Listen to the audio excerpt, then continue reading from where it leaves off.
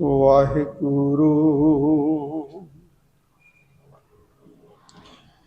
ਮਹਿਮਾ ਸਾਧੂ ਸੰਗ ਕੀ, ਮਹਿਮਾ ਸਾਧੂ ਸੰਗ ਕੀ। ਸੁਣੋ ਮੇਰੇ ਮੀਤਾ,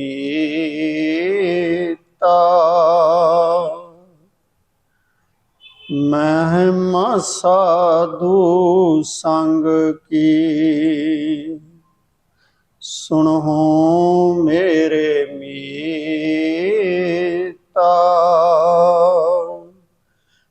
ਮੈਲ ਕੋਈ ਕੋਟ ਅਗ ਹਾਰੇ। ਨਿਰਮਲ ਪਏ ਚੀਤਾ,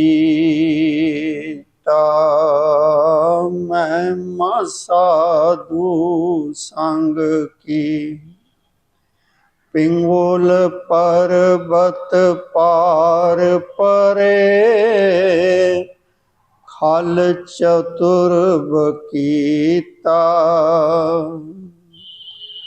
ਅੰਦੁਲੇ ਤ੍ਰੈ ਭਵਨ ਸੂਜਿਆ, ਗੁਰ ਭੇਟ ਪਨੀਤਾ। ਐਸੀ ਭਗਤ ਗੋਵਿੰਦ ਕੀ, ਕੀਟ ਹਸਤੀ ਜੀਤਾ। ਜੋ ਜੋ ਕੀਨੋ ਆਪਣੋ, ਤਿਸ ਆਪੈ ਦਾਨ ਦੀਤਾ। ਸਿੰਘ ਬਿਲਾਈ ਹੋਏ ਗਇਓ, ਤ੍ਰਿਨ ਮੇਰ ਦਖੀਤਾ। ਸ਼ਰਮ ਕਰਤੇ ਦਮ ਆਡ ਕੋ,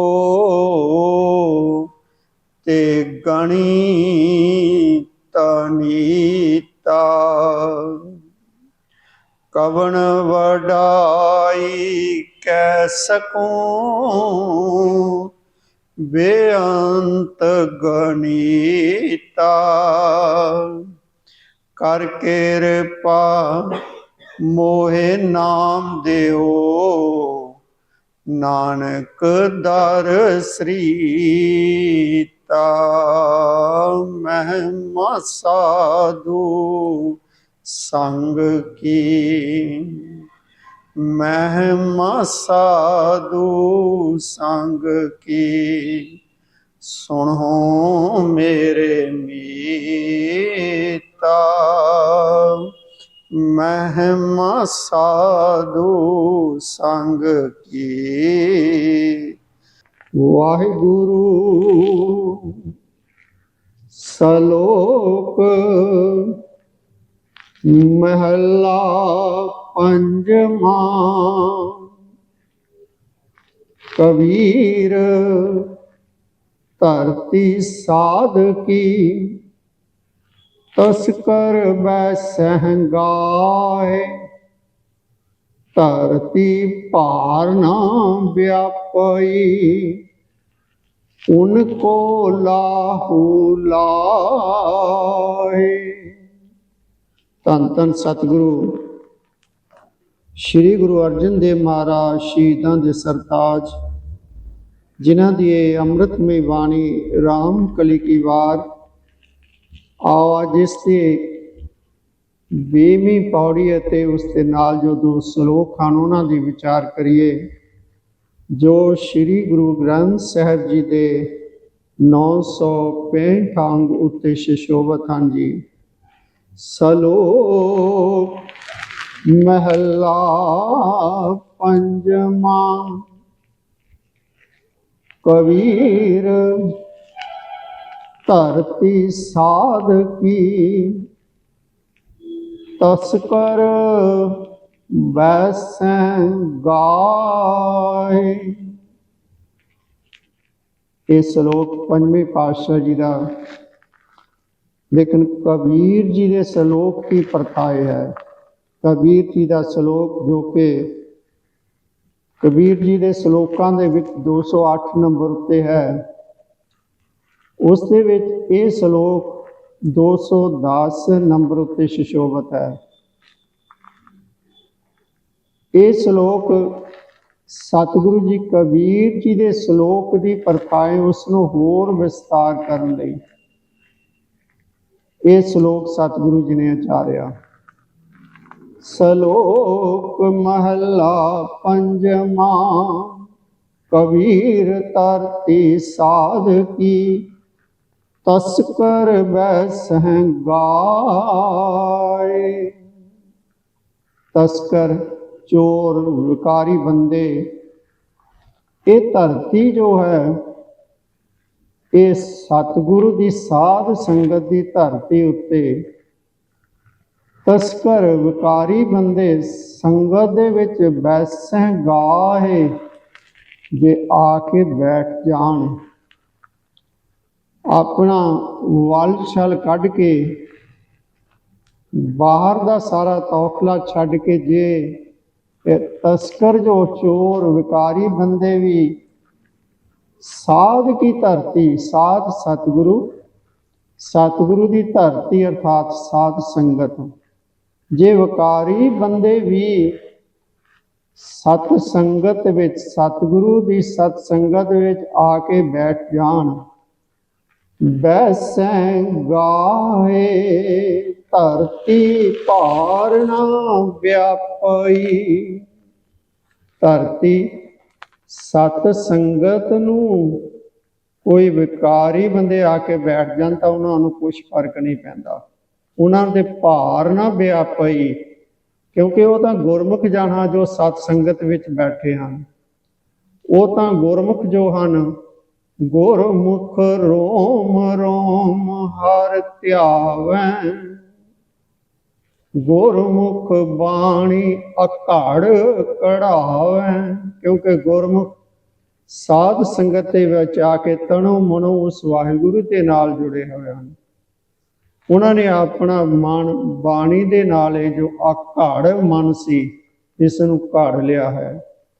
ਇਸ ਕਰਕੇ ਉਹਨਾਂ ਨੂੰ ਵਿਕਾਰਾਂ ਦੀ, ਉਸ ਵਿਕਾਰੀ ਲੋਕਾਂ ਦੀ ਸੰਗਤ ਦਾ ਕੋਈ ਅਸਰ ਨਹੀਂ ਪੈਂਦਾ, ਬਲਕਿ ਜਿਹੜੇ ਵਿਕਾਰੀ ਆ ਕੇ ਬੈਠਦੇ ਹਨ, ਧਰਤੀ ਭਾਰ ਨਾ ਵਿਆਪਈ, ਉਨ ਕੋ ਲਾਹੂ ਲਾਹੇ। ਲਾਹੂ ਲਾਹਾ, ਉਹਨਾਂ ਨੂੰ ਲਾਹਾ ਪੈਦਾ ਹੁੰਦਾ, ਉਹਨਾਂ ਨੂੰ ਲਾਭ ਮਿਲ ਜਾਂਦਾ। ਜਿਹੜੇ ਵਿਕਾਰੀ ਬੰਦੇ ਆਉਂਦੇ ਹਨ ਉਹਨਾਂ ਤੇ ਸਤ ਸੰਗਤ ਦਾ ਅਸਰ ਹੁੰਦਾ ਹੈ। ਮਹਲਾ ਪੰਜਵਾਂ। ਕਬੀਰ ਚਾਵਲ ਕਾਰਣੇ ਤੁਖ ਕੋ ਮੋਹਲੀ ਲਾਏ। ਚਾਵਲ ਕਾਰਣੇ, ਤੁਖ ਤੋਂ ਜਦੋਂ ਝੋਨੇ ਦੇ ਵਿੱਚੋਂ ਚਾਵਲਾਂ ਨੂੰ ਕੱਢਿਆ ਜਾਂਦਾ ਹੈ ਤਾਂ ਝੋਨੇ ਦੇ ਉੱਪਰ ਜੋ ਚੌਲਾਂ ਦੇ ਉੱਪਰ ਜੋ ਛਿਲਕਾ ਹੁੰਦਾ ਹੈ ਉਹ ਹੈ ਤੁਖ। ਤੋਹ ਜਿਸ ਨੂੰ ਵੀ ਕਹਿੰਦੇ ਹਨ, ਉਹਨਾਂ ਦੇ ਵਿੱਚੋਂ ਜਦੋਂ ਚੌਲ ਕੱਢਣੇ ਹੁੰਦੇ ਹਨ ਤਾਂ ਉਹਨਾਂ ਦੇ ਉੱਤੇ ਸੱਟ ਮਾਰੀ ਜਾਂਦੀ ਹੈ। ਮੋਹਲੀ ਡੰਡਾ ਲੈ ਕੇ ਉਸਨਾਂ ਨੂੰ ਕੁੱਟਿਆ ਜਾਂਦਾ ਹੈ ਤਾਂ ਜੋ ਉਹਨਾਂ ਦੇ ਵਿੱਚੋਂ ਚੌਲ ਨਿਕਲ ਸਕਣ। ਤਾਂ ਸਤਿਗੁਰੂ ਜੀ ਇੱਥੇ ਸਾਨੂੰ ਉਪਦੇਸ਼ ਕਰਦੇ ਹਨ, ਕਬੀਰ ਚਾਵਲ ਕਾਰਣੇ ਤੁਖ ਕੋ ਮੋਹਲੀ ਲਾਏ। ਚਾਵਲਾਂ ਕਰਕੇ, ਚਾਵਲਾਂ ਦੀ ਸੰਗਤ ਕਰਕੇ ਉਸ ਤੁਖ ਨੂੰ ਮੋਹਲੀ ਲਾਈ ਜਾਂਦੀ ਹੈ। ਉਸ ਦੇ ਵਿੱਚੋਂ ਚਾਵਲ ਕੱਢਣ ਲਈ ਉਸ ਨੂੰ ਉੱਤੋਂ ਕੁੱਟਿਆ ਜਾਂਦਾ ਹੈ। ਇਸੇ ਤਰ੍ਹਾਂ ਸੰਗ ਕੋ ਸੰਗੀ ਬੈਸਤੇ ਤਬ ਪੁੱਛੇ ਧਰਮ ਰਾਏ। ਜਿਹੜੇ ਕੁਸੰਗੀ ਹਨ, ਸੰਗ ਕੁਸੰਗੀ ਵੈਸਤੇ, ਜਿਹੜੇ ਕਿ ਕੁ ਸੰਗਤ ਦਾ ਸੰਗ ਕਰਦੇ ਹਨ, ਉਹ ਫਿਰ ਇਸ ਤਰ੍ਹਾਂ ਉਹਨਾਂ ਨੂੰ ਵੀ ਵਿਕਾਰਾਂ ਦੀਆਂ ਹੀ ਚੋਟਾਂ ਪੈਂਦੀਆਂ ਹਨ। ਜਿਸ ਤਰ੍ਹਾਂ ਚਾਵਲ ਕੱਢਣ ਲਈ ਤੋਹ ਨੂੰ ਕੁੱਟਿਆ ਜਾਂਦਾ ਹੈ, ਉਸ ਦੇ ਵਿੱਚੋਂ ਚਾਵਲ ਨਿਕਲਦੇ ਹਨ। ਇਸੇ ਤਰ੍ਹਾਂ ਉਹ ਸਤਿਗੁਰੂ ਜੀ ਉਪਦੇਸ਼ ਕਰਦੇ ਹਨ ਕਿ ਜਿਹੜੇ ਵਿਕਾਰਾਂ ਦੀ ਸੰਗਤ ਵਿੱਚ ਪਏ ਹੋਏ ਹਨ ਉਹਨਾਂ ਨੂੰ ਫਿਰ ਵਿਕਾਰਾਂ ਦੀਆਂ ਚੋਟਾਂ ਹੀ ਖਾਣੀਆਂ ਪੈਂਦੀਆਂ ਹਨ। तब पूछे धर्म राय। ਅਤੇ ਧਰਮ ਰਾਏ, ਧਰਮ ਰਾਜ ਵੀ ਉਹਨਾਂ ਕੋਲੋਂ ਲੇਖਾ ਮੰਗਦਾ ਹੈ ਕਿ ਉਹਨਾਂ ਨੇ ਆਪਣੀ ਜ਼ਿੰਦਗੀ ਜੋ ਹੈ ਉਹ ਵਿਕਾਰਾਂ ਦੇ ਵਿੱਚ ਗਵਾ ਲਈ, ਸਤ ਸੰਗਤ ਦੇ ਵਿੱਚ ਨਹੀਂ ਗਏ। ਪੌੜੀ ਆਪੇ ਹੀ ਵੱਡ ਪਰਵਾਰ, ਆਪ ਏਕਾਂਤੀਆ। ਉਹ ਵਾਹਿਗੁਰੂ ਆਪ ਹੀ ਵੱਡੇ ਪਰਿਵਾਰ ਵਾਲਾ ਹੈ ਅਤੇ ਆਪ ਹੀ ਇਕਾਂਤ ਦੇ ਵਿੱਚ ਬੈਠਾ, ਵੱਖ ਹੋ ਕੇ ਬੈਠਾ ਹੈ, ਨਿਰਲੇਪ ਹੋ ਕੇ ਬੈਠਾ ਹੈ। ਉਹ ਸਰਗੁਣ ਸਰੂਪ ਜਦੋਂ ਹੈ ਤਾਂ ਸਾਰਾ ਉਸ ਦਾ ਪਰਿਵਾਰ ਹੀ ਪਰਿਵਾਰ ਹੈ, ਸਾਰਾ ਜੋ ਸ੍ਰਿਸ਼ਟੀ ਹੈ ਉਸ ਦਾ ਪਰਿਵਾਰ ਹੈ। ਪਰ ਜਦੋਂ ਨਿਰਗੁਣ ਸਰੂਪ ਹੈ ਫਿਰ ਉਹ ਇਕੱਲਾ ਹੀ ਇਕੱਲਾ ਹੋ ਜਾਂਦਾ ਹੈ। ਇਹ ਸਾਰੀ ਸ੍ਰਿਸ਼ਟੀ ਨੂੰ ਸਮੇਟ ਕੇ ਉਹ ਵਾਹਿਗੁਰੂ ਫਿਰ ਇੱਕ ਰੂਪ ਹੀ ਹੋ ਜਾਂਦਾ ਹੈ। ਆਪੇ ਹੀ ਵੱਡ ਪਰਵਾਰ। ਇਸੇ ਕਰਕੇ ਸਤਿਗੁਰੂ ਜੀ ਉਪਦੇਸ਼ ਕਰਦੇ ਹਨ, ਨਿਰਗੁਣ ਆਪ ਸਰਗੁਣ ਵੀ ਉਹੀ, ਕਲਾ ਧਾਰ ਜਿਨ ਸਗਲੀ ਮੋਹੀ। ਉਹ ਨਿਰਗੁਣ ਵੀ ਆਪ ਹੀ ਹੈ, ਉਹ ਕੱਲਾ ਨਿਰਗੁਣ ਸਰੂਪ ਹੈ, ਸਰਗੁਣ ਵੀ ਉਹੀ ਅਤੇ ਸਰਗੁਣ ਰੂਪ ਵੀ ਉਹੀ ਹੈ। ਸਾਰਾ ਸੰਸਾਰ ਉਸ ਦਾ ਹੀ ਸਰਗੁਣ ਸਰੂਪ ਹੈ। ਇਸੇ ਕਰਕੇ ਆਪਾਂ ਸੋਹਿਲਾ ਸਾਹਿਬ ਦੇ ਵਿੱਚ ਰੋਜ਼ ਪਾਠ ਕਰਦੇ ਹਨ ਕਿ ਇਹ ਸਭ ਕੁਛ ਜੋ ਉਸ ਦੀਆਂ ਹੀ ਅੱਖਾਂ ਹਨ। ਸਹਿਸ ਤਵ ਨੈਣ, ਨਨ ਨੈਣ ਹੈ ਤੋਹ ਕੋ। ਤੇਰੇ ਹਜ਼ਾਰਾਂ ਹੀ ਅੱਖਾਂ ਹਨ ਜਦੋਂ ਤੂੰ ਸਰਗੁਣ ਸਰੂਪ ਚ ਹੈ। ਪਰ ਇਹ ਕਹਿਣਾ ਕਿ ਇਹ ਤੇਰੀ ਅੱਖ ਹੈ, ਇਹ ਨਹੀਂ ਹੈ, ਕਿਉਂਕਿ ਉਹ ਕਿਸੇ ਨੂੰ ਅਸੀਂ ਇਹ ਨਹੀਂ ਕਹਿ ਸਕਦੇ ਕਿ ਇਹ ਉਸ ਦੀ ਅੱਖ ਹੈ। ਭਾਵੇਂ ਉਸ ਦੀਆਂ ਸਾਰੀਆਂ ਹੀ ਅੱਖਾਂ ਹਨ, ਸਾਰੀਆਂ ਹਜ਼ਾਰਾਂ ਹੀ ਅੱਖਾਂ ਉਸ ਦੀਆਂ ਹੀ ਹਨ, ਕਿਉਂਕਿ ਉਹ ਸਾਰਿਆਂ ਦੇ ਵਿੱਚ ਸਮਾਇਆ ਹੋਇਆ ਹੈ। ਸਹਿਸ ਤਵ ਨੈਣ, ਨਨ ਨੈਣ ਹੈ ਤੋਹ ਕੋ। ਸਹਿਸ ਮੂਰਤ ਨਨਾ ਏਕ ਤੋਹੀ, ਸਹਿਸ ਪਦ ਬਿਮਲ ਨਨ ਏਕ ਪਦ। ਗੰਧ ਬਿਨ ਸਹਿਸ ਤਵ ਗੰਧ, ਇਹ ਵਿਚਲਤ ਮੋਹੀ। ਇਹ ਸਾਰੀਆਂ ਮੂਰਤਾਂ ਜੋ ਹਨ ਤੇਰੀਆਂ ਹੀ ਹਨ। ਤੂੰ ਸਰਗੁਣ ਸਰੂਪ ਦੇ ਵਿੱਚ ਇਹ ਸਾਰੀਆਂ ਹੀ ਤੇਰੀਆਂ ਮੂਰਤਾਂ ਹਨ। ਇਹ ਵਿਚਲਤ ਮੋਹੀ, ਇਹੀ ਤੇਰੇ ਕੌਤਕਾਂ ਨੇ ਕਿ ਮੈਨੂੰ ਹੈਰਾਨ ਕੀਤਾ ਹੋਇਆ ਹੈ। ਤੋ ਸਤਿਗੁਰੂ ਜੀ ਇੱਥੇ ਵੀ ਇਹੀ ਉਪਦੇਸ਼ ਕਰਦੇ ਹਨ, ਆਪੇ ਹੀ ਵੱਡ ਪਰਵਾਰ, ਆਪ ਏਕਾਂਤੀਆ। ਆਪ ਹੀ ਵੱਡੇ ਪਰਿਵਾਰ ਵਾਲਾ ਹੈ ਸਰਗੁਣ ਸਰੂਪ ਦੇ ਵਿੱਚ, ਤੇ ਆਪ ਹੀ ਨਿਰਗੁਣ ਸਰੂਪ ਦੇ ਵਿੱਚ ਇਹ ਸਾਰੇ ਪਰਿਵਾਰ ਤੋਂ ਨਿਰਲੇਪ ਹੋ ਜਾਂਦਾ ਹੈ। ਆਪਣੀ ਕੀਮਤ ਆਪ, ਆਪੇ ਹੀ ਜਾਤੀਆ। ਆਪਣੀ ਕੀਮਤ ਆਪ, ਉਸੇ ਉਹ ਵਾਹਿਗੁਰੂ ਆਪਣੀ ਬਜ਼ੁਰਗੀ ਦੀ ਕਦਰ ਜੋ ਹੈ ਆਪ ਹੀ ਜਾਣਦਾ ਹੈ।